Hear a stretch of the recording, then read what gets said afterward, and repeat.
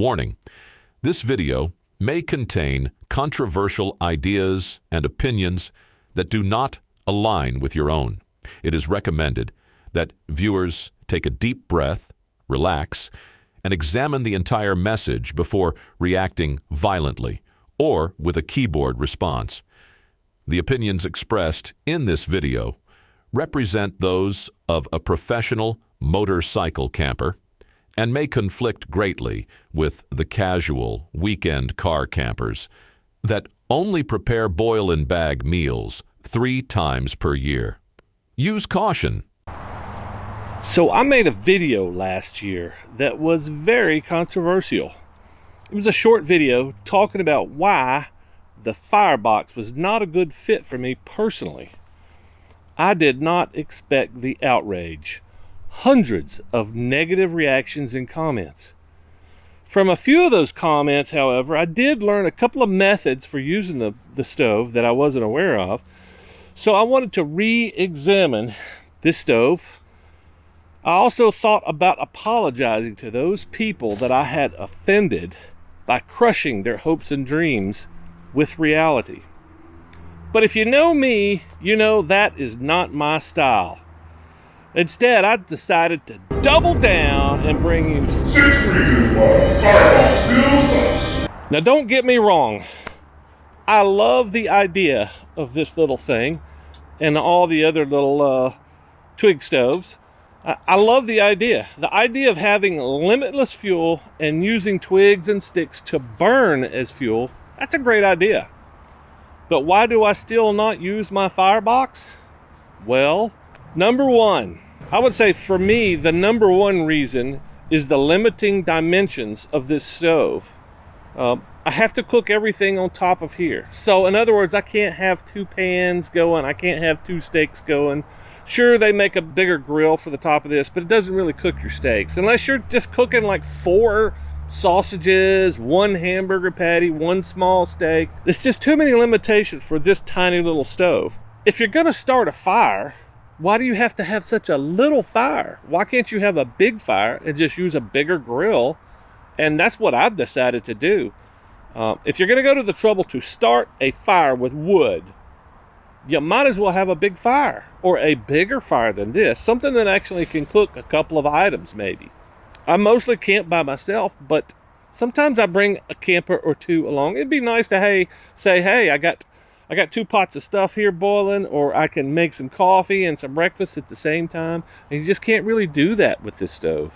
Now, if you watch the previous video that I made, I've decided that it's much easier creating and tending a fire outside of this FireBox than it is inside.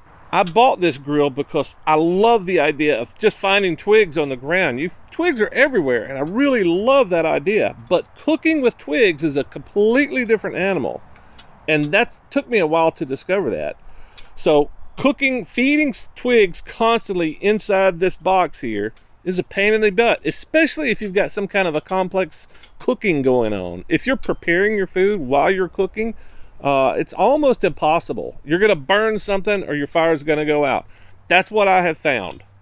One of my biggest beefs is coffee. 30 minutes to make coffee? Really?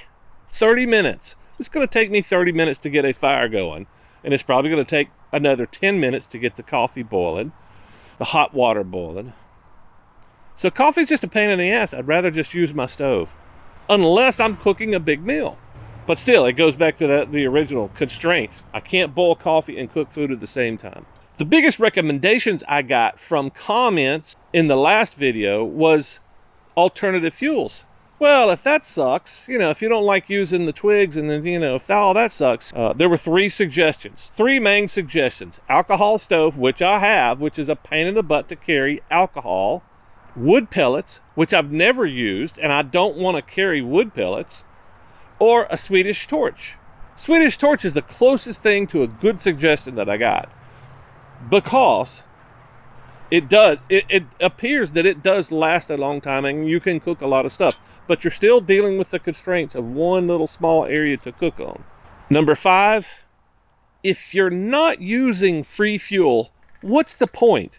if you have to carry your alternative fuels with you, what's the point? That's the whole reason I got this thing. Twigs. Being able to stuff this thing full of twigs and have a fire. But it doesn't really work well like that for me.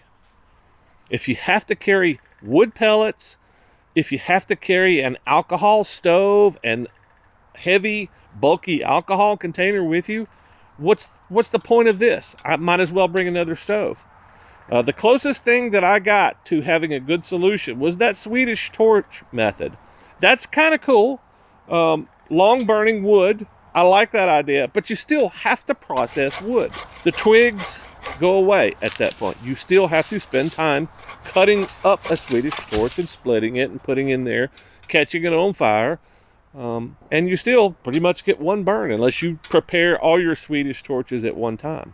And of course, as I said before, carrying alternative fuels with you defeats the whole purpose of this thing.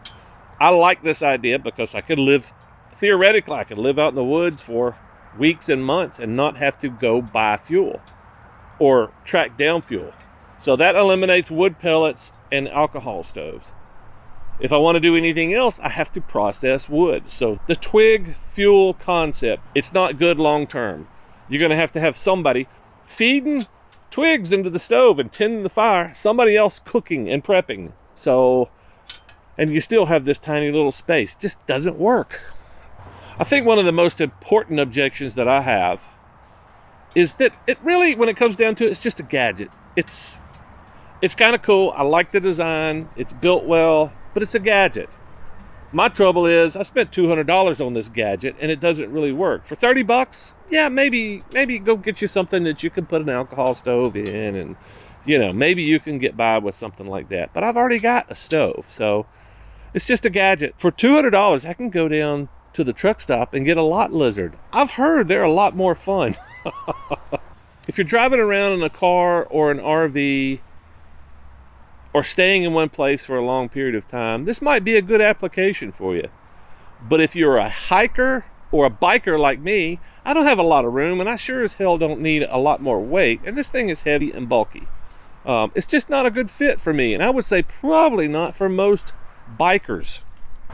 Hey, look, if you disagree with me, I respond to all polite comments. I would like to demo the Swedish torch in here. I would like to demo that method in the future, and it's probably going to be coming up. And if you want to see more detail, or want to just see me struggling with this thing, struggling to try to make it work versus other effective strategies, let me know in the comments. Thanks for watching. Hey, spoiler alert here, it is not looking good for the Swedish torch method either. I have already attempted the torch method twice and was only successful once. The second time I gave up trying to cook a meal and pulled out the Zaldaran grill. I will make a video about that if there is enough interest, so drop a comment below if you want to see that. Otherwise, check out this video here and look forward to the Motorcycle Camping Cook coming up in April.